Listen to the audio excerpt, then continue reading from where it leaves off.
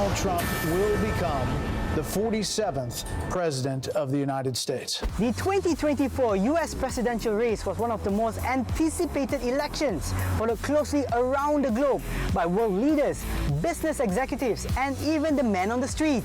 I'm going to immediately impose a 25% tariff on everything they send in to the United States of America. And they will pay a very stiff tariff. I'm putting a 100% tariff on every car that stupid plant makes. I put tariffs on the steel. I put tariffs on China dumping steel in the United States. My favorite word. Tariff! Will Trump's tariffs strike fear around the world, including in Malaysia? We're having Trump 2.0. We have seen Trump 1.0. Is Trump going to impose the tariffs as a one-off, or is it going to be staggered? Stay tuned as we speak to experts about economic matters shaping Malaysia only on Decimal Point.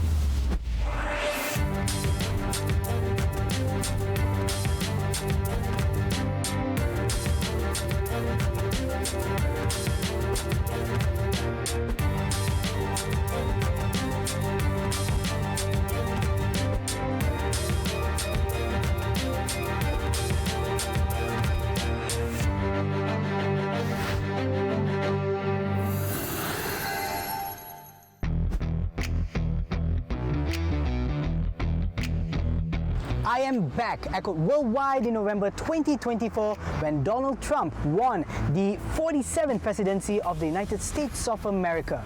And back with him is the word tariff. Why is Donald Trump's return as president of the USA of particular interest to the rest of the world, including Malaysia?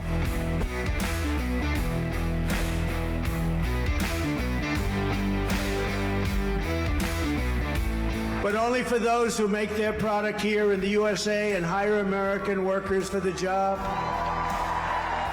And if these companies don't make their products here, then they will pay a very stiff tariff when they send their products into the United States for the privilege of competing with our workers and our now protected companies. We're going to protect our companies. They're not leaving anymore. If China or any other country charges us 100 or 200% tax or tariff, we will then charge them a 100 or 200% tax or tariff.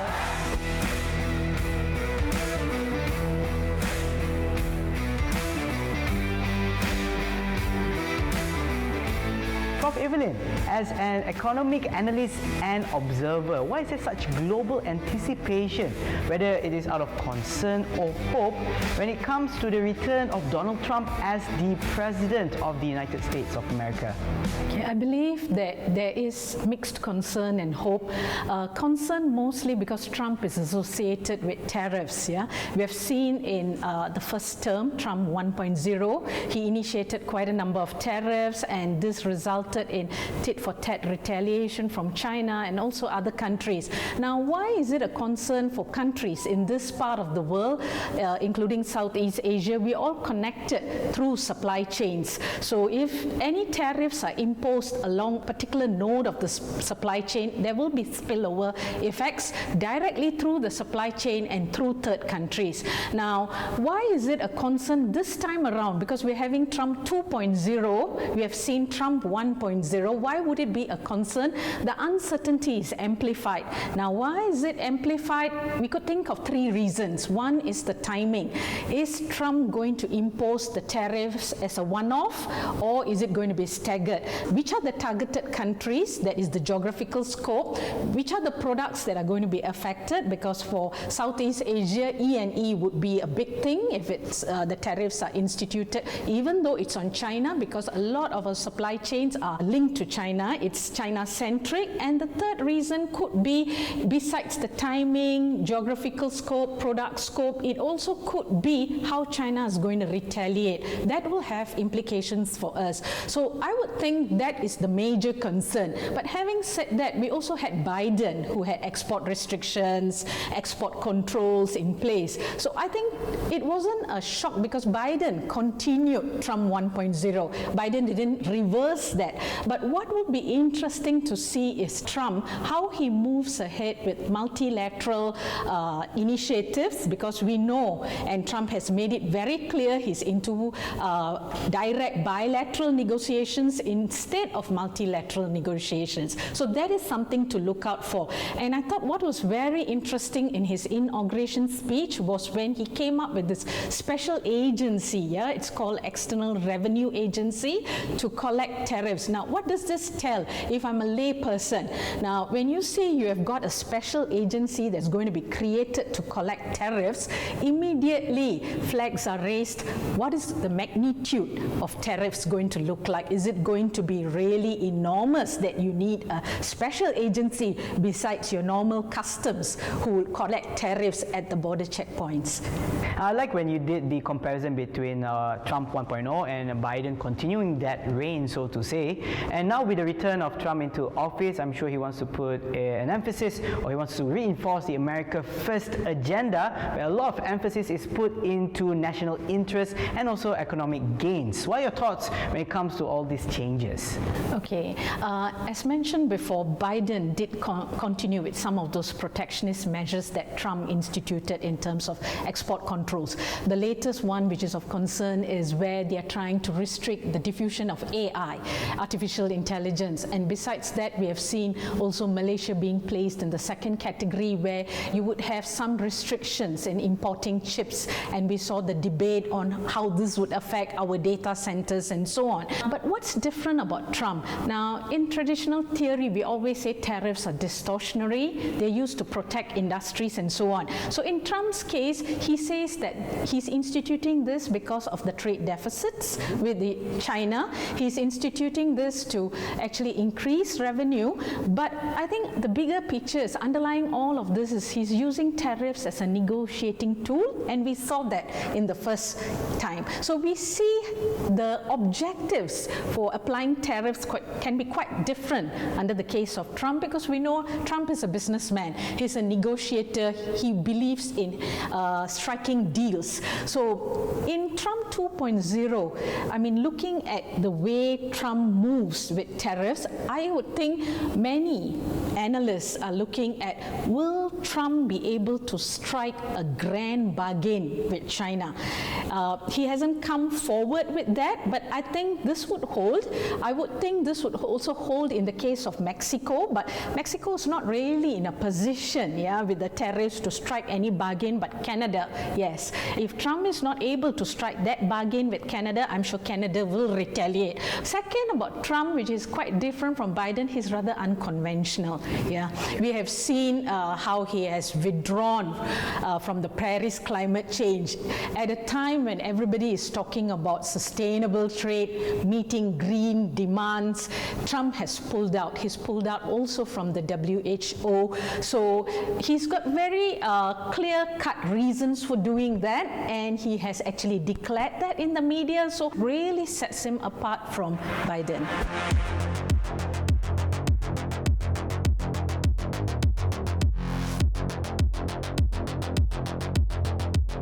In 2018, during President Trump's first term, the world was caught in the midst of the US-China trade war. Leading to the second term, President Trump has advocated 60% tariff on goods from China and up to 20% of all US imports.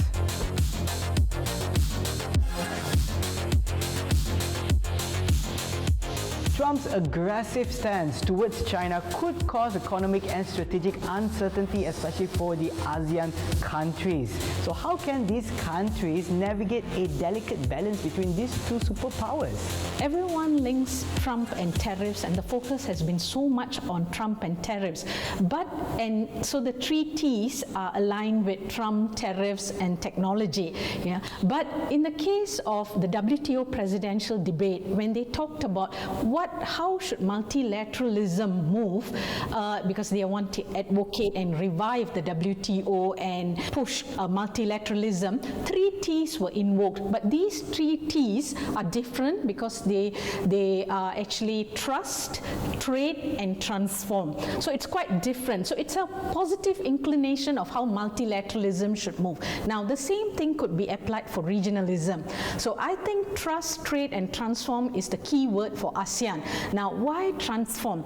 ASEAN has moved into a service-oriented bloc. So we cannot look at trade from a traditional perspective because 50% of trade in services within ASEAN, more than 50%, goes online. It's digitally motivated. So we have the Digital Economy Framework Agreement, which has come on board. I think the biggest test for ASEAN and also Malaysia as the chair of ASEAN this year would be to actually conclude DEFA, the Digital Economy Framework Agreement. Now here when I make the statement of saying that that would be the biggest test, it's not a just mere concluding of the agreement, it's also ensuring that you come up with meaningful outcomes. Digital trade is quite different from the traditional modes of trade. You have data flows going in with goods and services. So what is important is to ensure proper consensus is reached among the 10 ASEAN member states in terms of moratorium on the duties imposed on electronic transmissions, data disclosure, source code disclosure, interoperability of systems between ASEAN member states. So meaningful outcomes should be established so that DEFA becomes truly the first regional agreement in digital economy, which is what it's supposed to be. So this would be a true test for DEFA. But what's more pressing is I think our policy makers are not very well informed on how digital supply chains work. They are familiar with the normal traditional mode of supply chains, but digital supply chains are quite different. So to make better informed decisions by policy makers, you need to actually study and assess how digital supply chains work, what could actually choke some of the supply chains compared to traditional supply chains. So that's one. Second is when we talk about trade, ASEAN has not moved much in terms of intra-regional trade, so some of it could be addressing existing frameworks. There are a lot of mutual recognition agreements signed in ASEAN. So let me take an example of a sanitary and phytosanitary measure or a technical barrier to trade. These are behind the border measures. We call them non-tariff measures. Now, what's the problem with these non-tariff measures? To meet these measures, businesses have to pay a lot. They have to invest a lot of resources because the cost of compliance is really high for businesses. What more for small and medium enterprises? So because of that, ASEAN needs to come with common standards. We have regulatory heterogeneity among the ASEAN member states. So common standards are very, very important. Now, if you were to interview an SME, they will tell you straight that complying with the SPS measure is not a problem. It is the conformity assessment procedures that diverge among the ASEAN member states, which include testing, sampling. So let's say a food product that I export from Malaysia to Indonesia. Now, if Indonesia doesn't accept my mode of testing and take it as being credible, and they insist on another round of testing there, then that's double testing. This is going to cost the businessman. So we have so many mutual recognition agreements, but they haven't really moved. So in terms of food security, there is a lot of room for ASEAN to sort of like streamline some of these standards. So that could be the second. The third, I think, which is very critical, is energy security. Now, we have seen Trump trying to deregulate the industry now, rolling back a lot on environmental regulations. In the case of Malaysia and Southeast Asia, how should we position ourselves when the United States is moving towards energy independence? Shouldn't we be doing the same? We have the energy power grid, which has been there for a very long time, hardly moved, but there are few pilot projects online. I think it's time for Malaysia and Southeast Asian bloc, ASEAN in particular, to move ahead with energy security. Here I mean green energy. So the energy mix needs to be changed. We need to move away from coal. So we have spoken about food security, energy security. What about cyber security threats, which are linked to my first point on digital economy? economy, when we talk about digital trade, let's talk about AI. We have not thought about crafting AI rules. In fact, geopolitics today is all about, it's not trade. The focus has been on trade, on tariffs. It's actually a tech war. It's a tech war because we want to contain the spread of AI. AI is the future of economic and military power. AI uses things like advanced chips and so on. So it's actually a tech war. Everyone talks about tariffs, but underlying this is a tech war. That's why if you look at the export controls, they're all instituted on electronics, on advanced chips and so on. So I think it's time for ASEAN to collude. Regional cohesiveness is very important for ASEAN to also craft new rules on AI. So ASEAN has got a lot of work to do on this, and ASEAN can also complete its supply chains because we are a blessed country. Many of the countries in ASEAN are pretty blessed with natural resources, critical minerals. For example, 23% of nickel is within ASEAN, and Indonesia is quite at the forefront. So we need to engage with outsiders outside the bloc to complete the supply chain, because critical minerals are used in EVs. Critical minerals are used in advanced semiconductor items. So it's used in dual-use items. Dual-use items are items that are serve the civilian and also for military purposes. So, I mean, we are sitting on a bed of gold, so to speak. So we should actually harness that through long-term supply contracts, let's say with the EU or with US. So I think ASEAN can position itself amidst this geopolitics to actually move and create new regulations in AI, new regulations, or rather new supply chains in EV, and at the same time conclude the DEFA, as I mentioned. US is very, very important to us. In fact, if you look at the recent statistics here released by MITI, exports to the US actually increased close to 23%.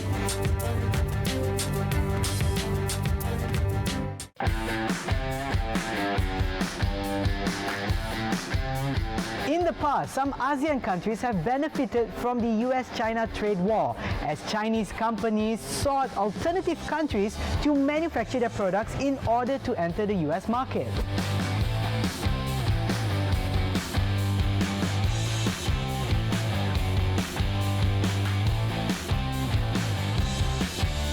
Now, we talked about how ASEAN countries can position themselves amidst the geopolitical tension between the US and China. But how can Malaysia navigate between these two superpowers, and how can they benefit further from the realignment of the global supply chains? Malaysia, indeed, I would agree, has to walk a tight geopolitical rope between these two superpowers. Now, we have seen China sort of pivoting towards Southeast Asia, including Malaysia. We have seen realignment of supply chains, but these realignment, they are not new supply chains, they're actually extensions. So we cannot rest on our laurels thinking that we have captured a lot of this trade and investment diversion. We have, because there's a lot of investments that have come into Malaysia.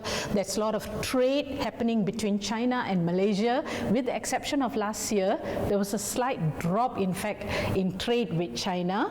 But these realignments, the problem with realignment of supply chains, we are not sure whether this will take or will occur over a long period of time, or it could be outweighed by short-term effects. Short-term effects meaning if Trump now imposes certain tariffs, there could be negative spillovers, and those negative spillovers through third-party countries may outweigh the kind of short-term trade and investment diversions we're seeing. Now, one example I can give is we have noticed how Trump, he does not, even Biden, they do not target the specific countries. They're also targeting countries that appear as transshipment for Chinese products into the US. So Vietnam is one of it. Yeah. So Malaysia doesn't want to fall into that trap. We need to be very careful. That's why I said walking a geopolitical tightrope, and that's why we always hear the Prime Minister saying things like we have to take on a neutral approach. We we need to take on a non-alignment approach because both countries are important to us. Recent statistics here released by MITI,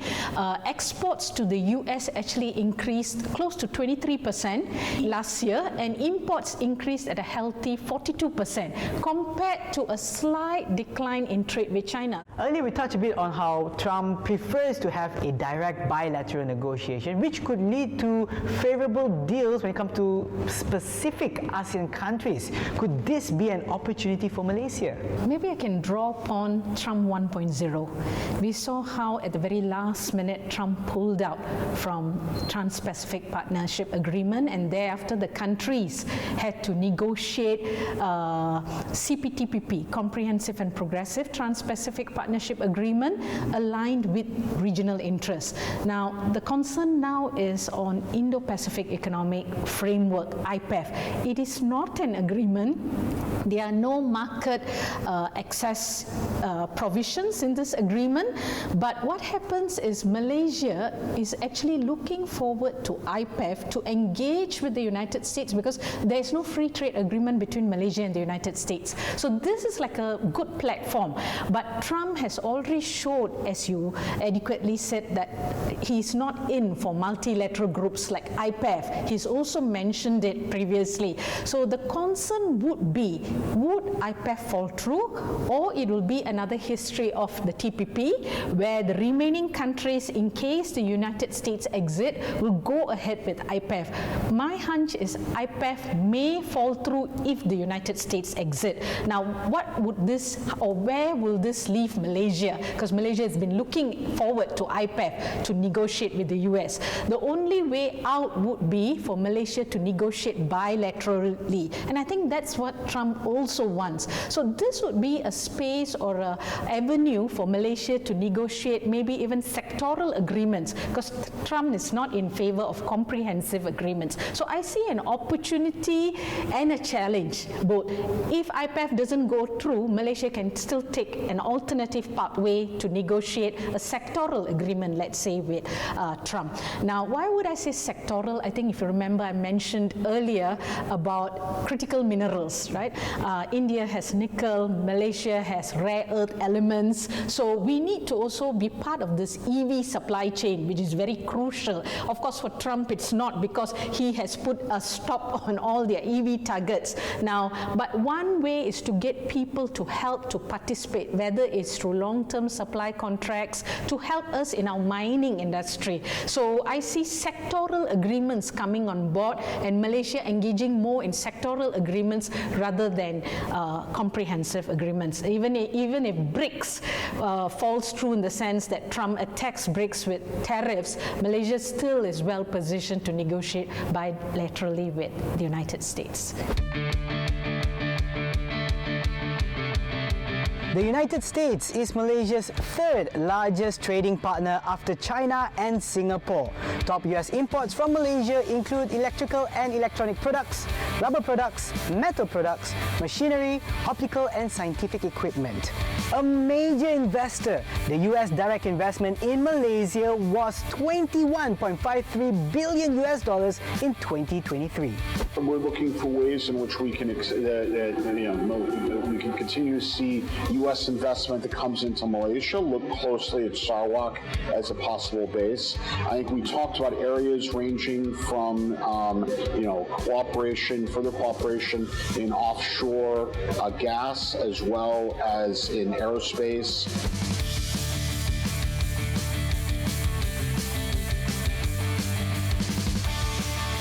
So that's still good. Malaysia still has an opportunity since there is a direct negotiation or communication with the US itself. Now, which industries in Malaysia could be impacted either positively or negatively given Trump's general economic strategy? Okay, let's take the case of oil and gas, ONG. What we have seen is just before Trump took over, when he declared an energy emergency, wanting US to become more independent, I would say, in energy and moving towards energy security, importing less. In his words, drill baby drill. Now, in this context, how would we see Malaysia, for example, benefiting from this? Now, one is through prices. Now, one would have expected if the United States is going to become more self-sufficient and increase its strategic reserves, oil prices would have dropped. But just before the announcement, or I would say just after the announcement, oil prices inched up a little bit. Yeah, this could be interpreted in many contexts. One could be, as you fill up the strategic reserves, there could be some shortages, right? Because you're constraining supply to fill up strategic reserves. That could increase the price of oil. As a producer, you would want to produce more as the prices increase. But we are not sure how the producers within the United States are going to sort of respond to this new policy of Trump. Are we really going to see more drilling as what Trump wants? That is one. So there's a bit of uncertainty in terms of Trump's policy. But what is very interesting is Trump, at the same time, when you talk about energy, he's done away with the environmental impacts. So where will these green people, especially those who want to become more green, these green investors, because he's also pulling back on the EV mandate, where will these people move? So I would think green energy is not his focus. So investors in the United States may want to look outward. So this is where states like Sarawak, for example, which produces about 90% of LNG, okay, they would benefit by drawing in investments, green investments, whether it is hydropower. I mean, and we've already seen that LNG increasing during the last meaty statistics. In fact, petroleum dropped, but LNG increased. So we see possible positive spillovers from Trump's policy in terms of oil and gas.